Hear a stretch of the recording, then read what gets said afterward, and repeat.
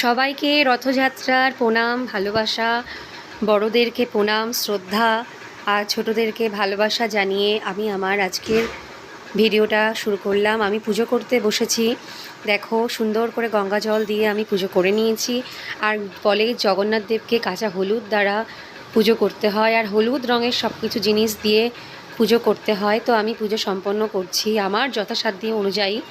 আমার এটা গত বছরের ঠাকুর একটু খারাপ হয়ে গেছে, তো আমার সাধ্য অনুযায়ী আমার যা আছে আমি তাতেই আমি আমার পুজো সম্পন্ন করছি।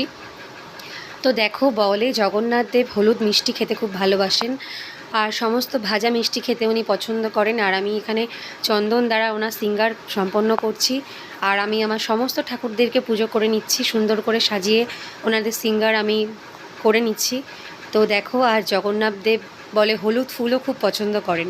আমার কাছে হলুদ কাপড় ছিল না, না হলে আমি হলুদ কাপড়ের উপর জগন্নাথ দেবকে পারতাম। তো আমি চেষ্টা করব নেক্সট রথযাত্রার দিনকে আমি পুজো করার জন্য ওভাবেই। তো আমি এখানে দেখো রথযাত্রার দিন আমি সুন্দর করে আমার ঠাকুরকে সিঙ্গার করে নিয়েছি, আর ওনাদেরকে আমি মিষ্টিও প্রদান করেছি। দেখো, সব রকম হলুদ মিষ্টি দ্বারা, গজা দ্বারা, ওনার খুব প্রিয় মিষ্টি দ্বারা। তো চলো, সবাইকে রথযাত্রার অনেক শুভেচ্ছা, ভালোবাসা। আর আমি আমার গত বছরের রথটাকেই সাজিয়ে নিয়েছি। আমার পুজো আমি সম্পন্ন করলাম। চলো, হরে কৃষ্ণ কৃষ্ণ কৃষ্ণ হরে হরে, হরে রাম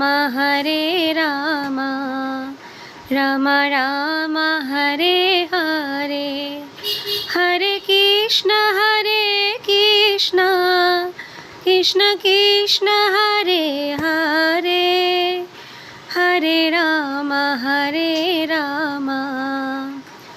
রাম রাম হরে হরে।